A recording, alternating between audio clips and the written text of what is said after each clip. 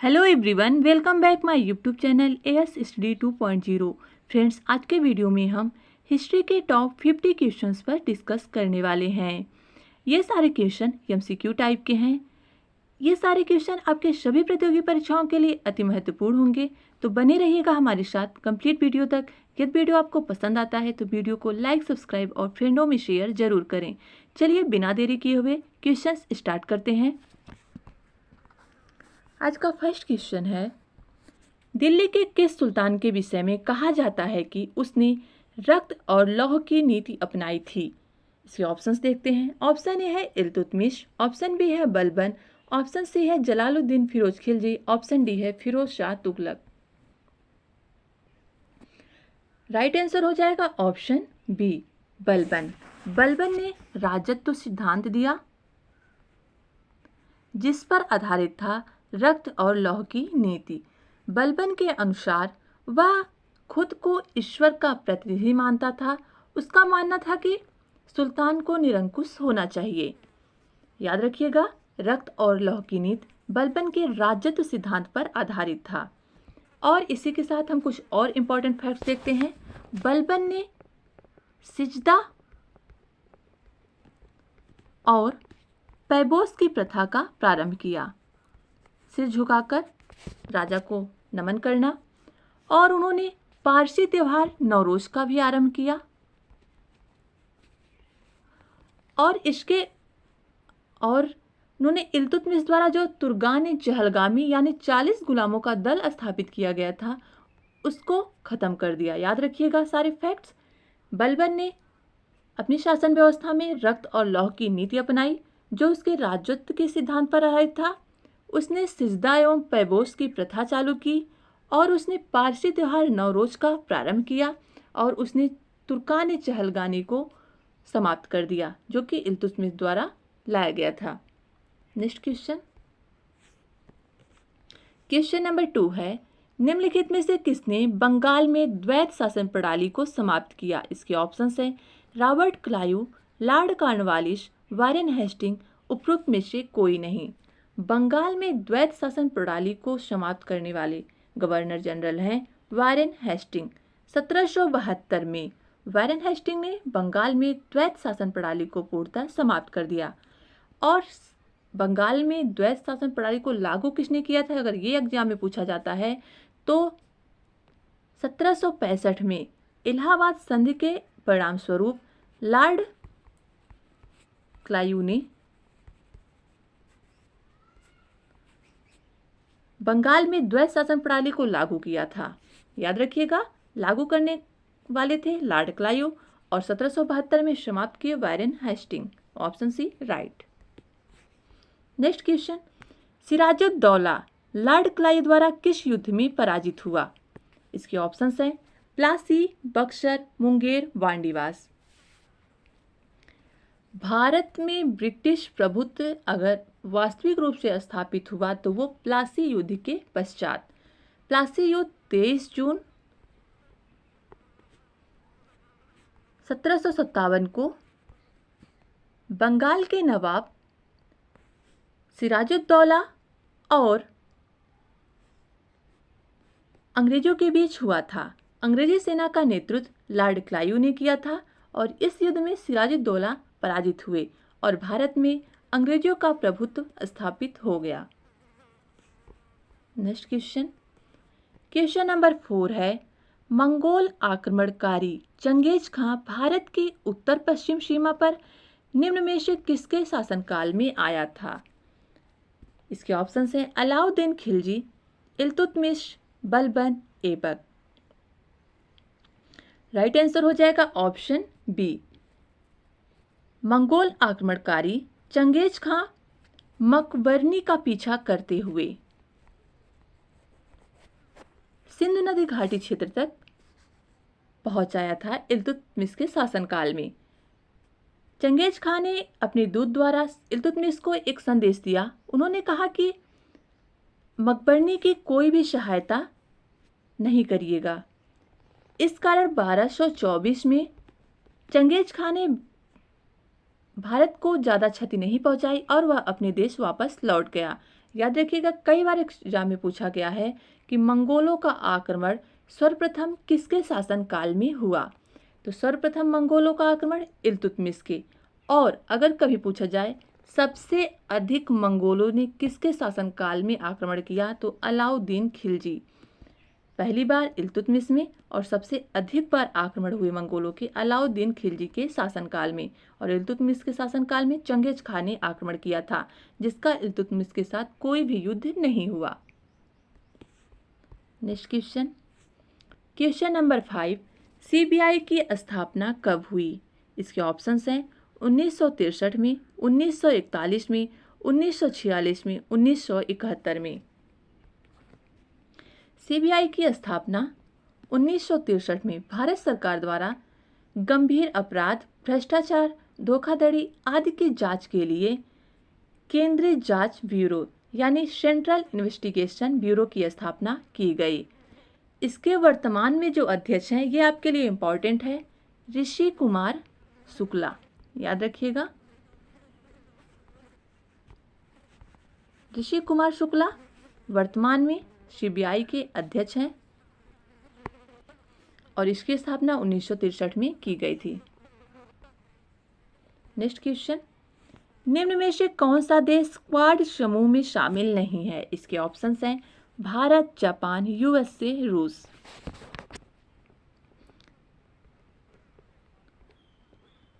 Quad समूह, quad का पूर्ण रूप होता है क्वाड्रिलेटरल सिक्योरिटी डायलॉग। याद रखिएगा, क्वाड्रिलेटरल सिक्योरिटी डायलॉग। इसमें भारत, जापान, यूएसए और 2021 में शामिल होने वाला चौथा देश है कौन सा? ऑस्ट्रेलिया। भारत, जापान, यूएसए और ऑस्ट्रेलिया शामिल हैं और इस संगठन का उद्देश्य हिंद प्रशांत क्षेत्र में मुक्त, खुला और समृद्ध क्षेत्र के रूप में निश्चित करना। और इन समूह द्वारा एक नौसैनिक अभ्यास भी होता है जिसका नाम है मालाबार। याद रखिएगा, मालाबार नौसैनिक सैन्य अभ्यास क्वाड समूह के सदस्यों द्वारा होता है। और क्वाड समूह में कितने सदस्य हैं? 4, भारत, जापान, यूएसए और ऑस्ट्रेलिया। और इस प्रकार इस क्वेश्चन का राइट आंसर हो जाएगा ऑप्शन डी, रूस इसका सदस्य नहीं है। नेक्स्ट क्वेश्चन, अंतर्राष्ट्रीय सौर गठबंधन की स्थापना की घोषणा किस वर्ष की गई थी? इसके ऑप्शंस हैं 1992 में, 2015 में, 2008 में और 2005 में। अंतर्राष्ट्रीय सौर गठबंधन ISA की स्थापना 2015 में अंतर्राष्ट्रीय जलवायु परिवर्तन सम्मेलन COP21 का, अंतर्राष्ट्रीय जलवायु सम्मेलन का जो प्रत्येक वर्ष सम्मेलन होता है वो COP21 पेरिस में 2015 में हुआ था। और इसी समय भारत और फ्रांस ने अंतर्राष्ट्रीय सौर गठबंधन की स्थापना का प्रस्ताव दिया। ऑप्शन बी, 2015 में।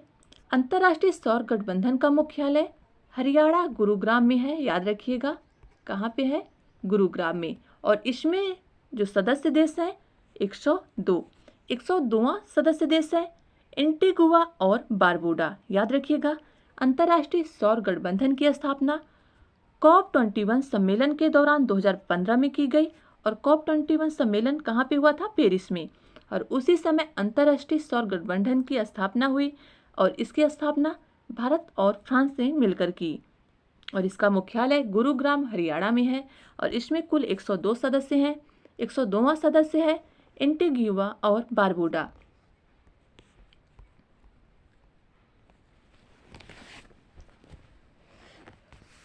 आगे बढ़ने से पहले आपसे रिक्वेस्ट है, यदि वीडियो आपके लिए हेल्पफुल है तो वीडियो को लाइक, सब्सक्राइब और फ्रेंडों में शेयर जरूर करें ताकि आपके फ्रेंडों को भी इन क्वेश्चंस का लाभ मिल सके।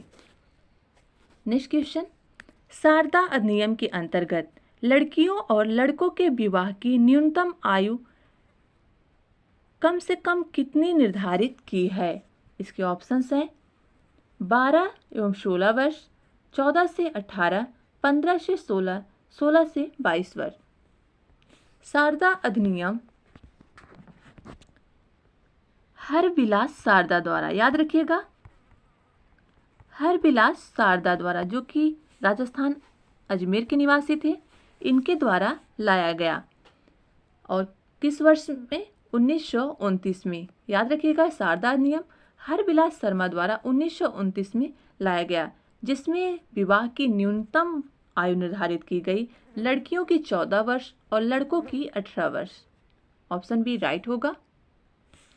Next question, Indian war of independence 1857 के लेखक कौन हैं? इसके ऑप्शंस हैं R C. Majumdar, V D. Savarkar, S B. Chaudhary, S N. Sen.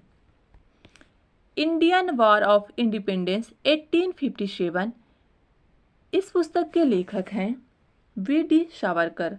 इस पुस्तक में ही इन्होंने कहा है कि 1857 की क्रांति प्रथम स्वतंत्रता संग्राम थी। याद रखिएगा, ये क्वेश्चन कई बार पूछा गया है कि 1857 को किसने प्रथम स्वतंत्रता संग्राम कहा? वी.डी. सावरकर ने, और इन्होंने यह इंडियन वॉर ऑफ इंडिपेंडेंस 1857 पुस्तक में कहा है। नेक्स्ट क्वेश्चन, क्वेश्चन नंबर 10, ये क्वेश्चन पॉलिटी से है।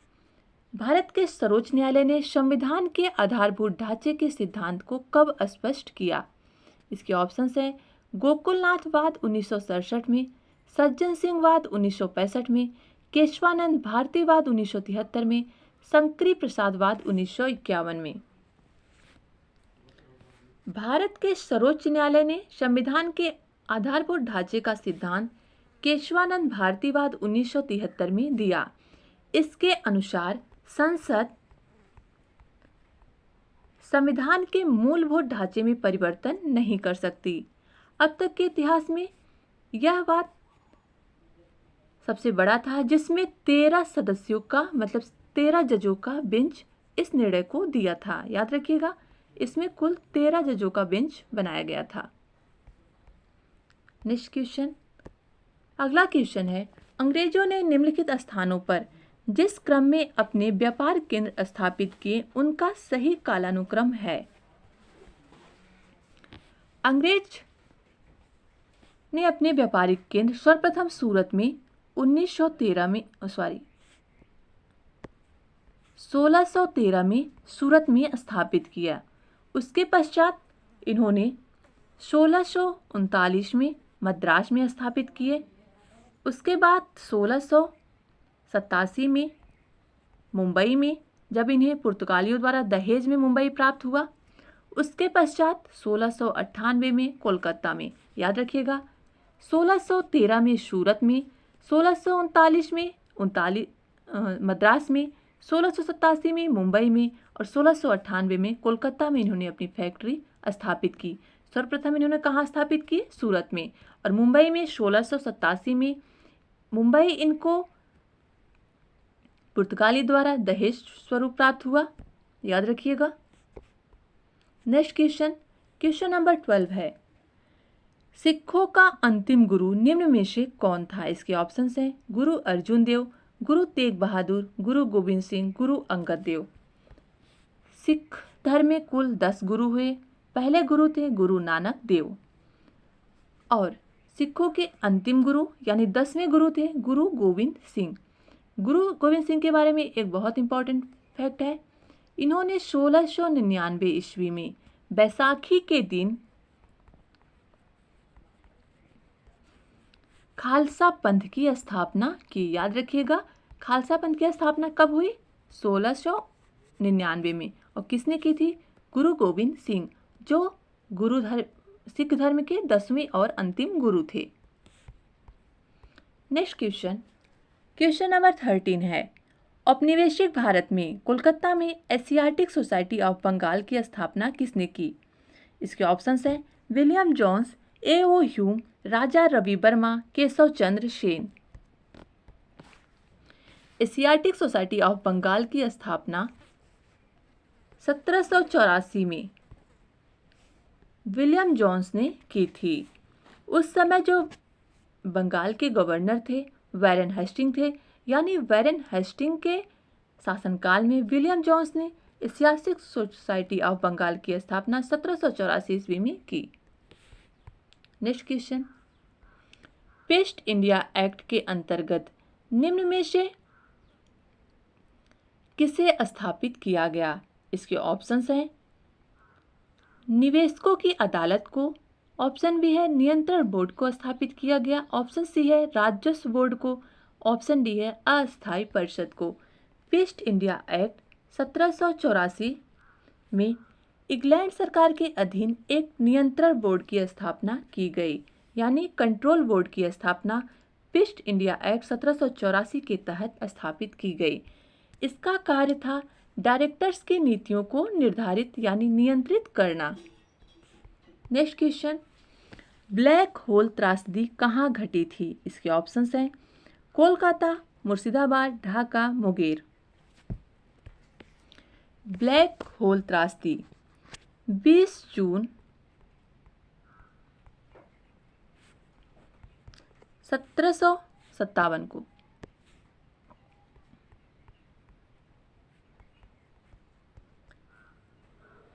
सिराजुद्दौला द्वारा फोर्ट विलियम पर अधिकार कर लेने के पश्चात, याद रखिएगा, 446 सैनिकों को यानी अंग्रेज कैदियों को उन्होंने एक कमरे में बंद कर दिया। जब 21 जून को सुबह दरवाजा खोला तो मात्र 21 कैदी ही जीवित थे और इसी घटना को ब्लैक होल त्रासदी कही जाती है। कहाँ पे घटी थी? कोलकाता में। और यह घटना किसके कारण घटी? सिराजुद्दौला के कारण, जो कि बंगाल के नवाब थे। और इस घटना की जानकारी हमें किसने दी?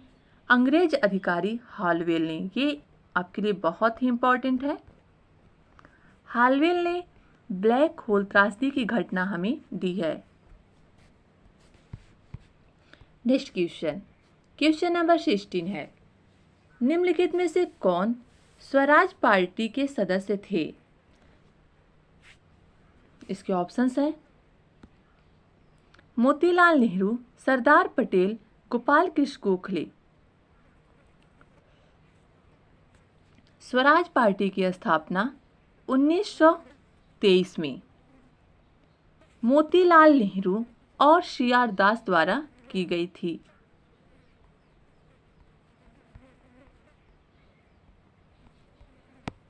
मोतीलाल नेहरू और चित्तरंजन दास द्वारा। और कहाँ पे की गई थी? इलाहाबाद में। याद रखिएगा, स्वराज पार्टी की स्थापना 1923 में सी.आर. दास और मोतीलाल नेहरू द्वारा की गई। तो इसके सदस्य मोतीलाल नेहरू थे, ऑप्शन बी राइट होगा। केवल एक सरदार वल्लभ भाई पटेल और गोपाल कृष्ण गोखले स्वराज पार्टी के सदस्य नहीं थे। नेक्स्ट क्वेश्चन है, भारत का अपने पड़ोसी देशों के मध्य अंतर्राष्ट्रीय सीमा के विस्तार का अवरोही क्रम है। आपको बताना है कि भारत के पड़ोसी देश भारत से सबसे ज़्यादा कौन सीमा साझा करता है? भारत का जो पड़ोसी देश है बांग्लादेश सबसे ज़्यादा अंतर्राष्ट्रीय सीमा से लगा हुआ है, जिसकी कुल लंबाई है 4096 किलोमीटर। इसके पश्चात चीन है, 3488 कुल लंबाई है सीमा की। उसके पश्चात पाकिस्तान 3323।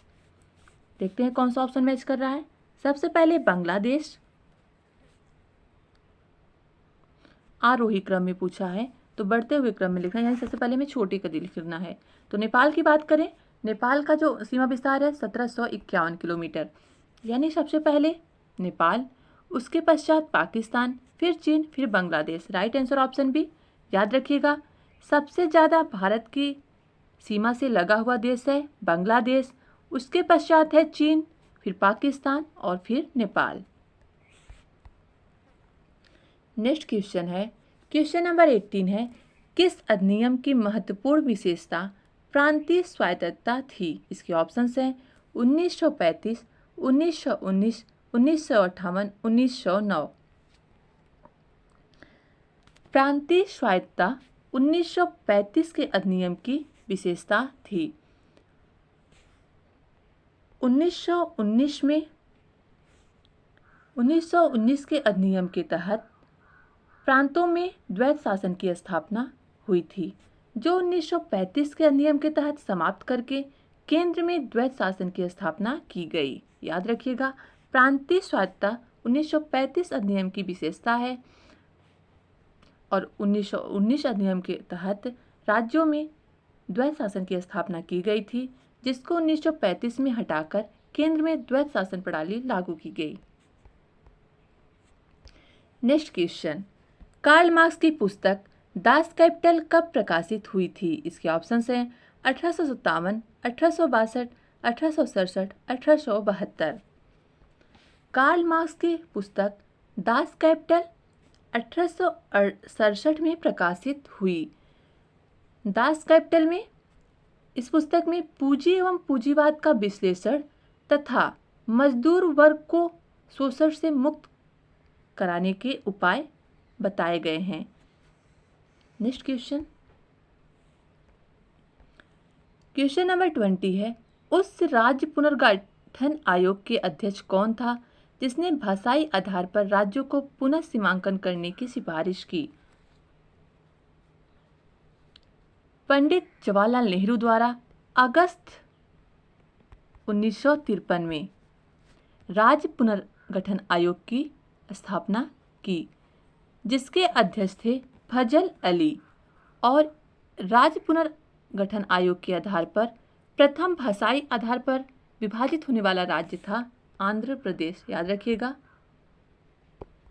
आंध्र प्रदेश भाषाई आधार पर गठित होने वाला प्रथम राज्य है और राज्य पुनर्गठन आयोग की स्थापना पंडित जवाहरलाल नेहरू द्वारा अगस्त 1953 में की गई और इसके जो अध्यक्ष थे फजल अली थे। नेक्स्ट क्वेश्चन है, सर्वोदय की अवधारणा के संस्थापक कौन थे? इसके ऑप्शंस हैं महात्मा गांधी, जयप्रकाश नारायण, विनोबा भावे, के.जी. मसरूवाला। सर्वोदय शब्द की अवधारणा के जो संस्थापक हैं वो हैं महात्मा गांधी। सर्वोदय का अर्थ होता है उदय, यानी सभी का कल्याण। याद रखिएगा, और इस शब्द की अवधारणा महात्मा गांधी ने रस्किन बॉन्ड की पुस्तक अनटू दिस लास्ट से लिया है। और सर्वोदय समाज की स्थापना जयप्रकाश नारायण ने की थी 1950 में, और सर्वोदय शब्द की जो अवधारणा है महात्मा गांधी ने दी और इन्होंने यह शब्द लिया था रस्किन बॉन्ड की पुस्तक अनटू दिस लास्ट से। क्वेश्चन नंबर 22 है, निम्न में से किस समाचार पत्र का संपादन गांधी जी ने नहीं किया? इसके ऑप्शंस हैं नवजीवन, गुजरात टाइम्स, मराठा, जनसत्ता।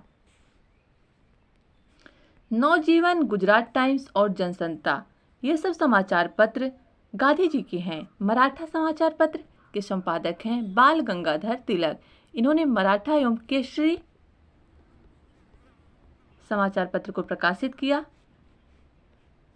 मराठा की भाषा अंग्रेजी थी और केसरी की मराठी। याद रखिएगा, दोनों में थोड़ा कन्फ्यूजन है। मराठा जो है उसकी मराठी भाषा नहीं है बल्कि इसकी भाषा है अंग्रेजी और केसरी की भाषा है मराठी। और ये दोनों पत्रिका बाल गंगाधर तिलक के हैं। और नवजीवन, गुजरात टाइम्स और जनसत्ता ये गांधी जी द्वारा प्रकाशित समाचार पत्र हैं। नेक्स्ट क्वेश्चन, जनजातीय लोगों के संबंध में आदिवासी शब्द का प्रयोग किया था? इसके ऑप्शंस हैं महात्मा गांधी, ज्योतिबा फूले, ठक्कर बापा, भीमराव अंबेडकर ने। जनजातीय लोगों के संबंध में आदिवासी शब्द का सर्वप्रथम प्रयोग ठक्कर बापा ने किया था। ठक्कर बापा हरिजन सेवक संघ के महासचिव भी थे। याद रखिएगा, ये हरिजन सेवक संघ के सचिव थे और सर्वेंट ऑफ इंडिया के सदस्य भी थे। नेक्स्ट क्वेश्चन, निम्नलिखित में से कौन गदर पार्टी का पहला सभापति था? इसके ऑप्शंस हैं लाला हरदयाल, सोहन सिंह भाकना, केसर सिंह, पंडित काशीराम। गदर पार्टी की स्थापना 1913 में भारत को स्वतंत्रता दिलाने के लिए कनाडा एवं अमेरिका के भारतीयों द्वारा इसकी स्थापना की गई थी। यह एक क्रांतिकारी संगठन था जिसका उद्देश्य भारत को स्वतंत्र कराना था और इसका जो मुख्यालय था सैन फ्रांसिस्को में, और इसके पहले सभापति थे सोहन सिंह भाकना। याद रखिएगा, गदर पार्टी की स्थापना का मुख्य उद्देश्य भारत को स्वतंत्र करना था। 1913 में लाला हरदयाल इसकी स्थापना किए इसका मुख्यालय सैन फ्रांसिस्को में और इसका जो पहला सभापति था सोहन सिंह भाकना। नेक्स्ट क्वेश्चन, बंगाल विभाजन के समय बंगाल का लेफ्टिनेंट गवर्नर था। इसके ऑप्शंस हैं sir Andrews Fraser, Lord Chelmsford, Lord Dalhousie. Option D है लॉर्ड कर्जन। आंसर दीजिए आप भी। राइट आंसर हो जाएगा option A, sir Andrews Fraser Bengal विभाजन के समय बंगाल के लेफ्टिनेंट गवर्नर थे। यदि पूछे बंगाल का गवर्नर कौन था, तो बंगाल विभाजन लॉर्ड कर्जन ने किया था। 16 अक्टूबर 1905 को बंगाल का विभाजन हुआ था और उस समय लेफ्टिनेंट गवर्नर थे sir Andrews Fraser. Right answer option A. Next question, निम्नलिखित में से कौन से शासक ने बौद्ध मत के विस्तार में योगदान नहीं दिया? इसके ऑप्शंस हैं हर्षवर्धन, कनिष्क, अशोक, पुष्यमित्र शुंग। बौद्ध धर्म के प्रचार में अपना योगदान नहीं दिया। राइट आंसर हो जाएगा ऑप्शन डी, पुष्यमित्र शुंग। पुष्यमित्र शुंग जो शुंग वंश के संस्थापक थे, ये ब्राह्मण धर्म से संबंधित थे। इन्होंने वैदिक धर्म को पुनः जीवित करने का प्रयास किया और इन्होंने हर्षवर्धन, कनिष्क और अशोक, ये लोग बौद्ध धर्म के प्रचार में अपना योगदान दिए थे। याद रखिएगा, पुष्यमित्र सिंह एक ब्राह्मण धर्म से थे और इनके शासनकाल में पतंजलि रहते थे। याद रखिएगा, पतंजलि इनके प्रधानमंत्री थे जिन्होंने महाभाष्य की रचना की है। नेक्स्ट क्वेश्चन, भारतीय व्यापार में ईस्ट इंडिया कंपनी का एकाधिकार समाप्त हुआ। इसके ऑप्शंस हैं 1793 में, 1803 में, 1813 में, 1833 में। 1813 के चार्टर एक्ट द्वारा कंपनी का भारतीय व्यापार पे एकाधिकार समाप्त कर दिया गया, लेकिन चीन के साथ यह व्यापार अभी समाप्त नहीं हुआ था। 1833 चार्टर एक्ट अधिनियम के अनुसार चीन के साथ भी व्यापार का एकाधिकार समाप्त कर दिया गया। कंपनी का जो समाप्त किया था 1813 में, लेकिन चीन के साथ यह व्यापार चलता रहा। 1833 में चीन के साथ भी यह व्यापार का एकाधिकार समाप्त कर दिया गया। नेक्स्ट क्वेश्चन, क्वेश्चन नंबर 28 है, the age of consent act किस वर्ष पारित हुआ? इसके ऑप्शंस है 1891 में, 1856 में, 1805 में, 1895 में।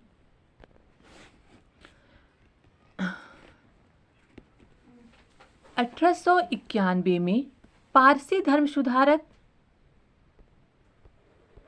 बहराम जी एवं मालाबारी द्वारा the age of consent act पारित हुआ। याद रखिएगा, एज ऑफ कंसेंट एक्ट यानी सर्वसम्मति आयु 1891 में बहराम जी एवं मालाबारी द्वारा पारित हुआ था। नेक्स्ट क्वेश्चन, निम्न में से कौन चंदेल शासक महमूद गजनवी से पराजित नहीं हुआ? इसके ऑप्शंस हैं ढंग जयसिक और विद्याधर नागभट्ट प्रथम। महमूद गजनवी जो कि 1001 से 1027 तक भारत में 17 बार आक्रमण किए। इसका प्रसिद्ध आक्रमण 1025 का है जो गुजरात के सोमनाथ मंदिर का है और यह एक तुर्क शासक था। जब इसने भारत पर आक्रमण किया तो उस समय चंदेल शासक थे विद्याधर, जिन्होंने महमूद गजनवी को पराजित किया था। बाद में इन दोनों में संधि हो गई थी, लेकिन महमूद गजनवी को इन्होंने पहले पराजित किया था। नेक्स्ट क्वेश्चन, मेगास्थनीज ने भारतीय समाज को कितने श्रेणियों में विभाजित किया? इसके ऑप्शंस हैं 4, 5, 6, 7।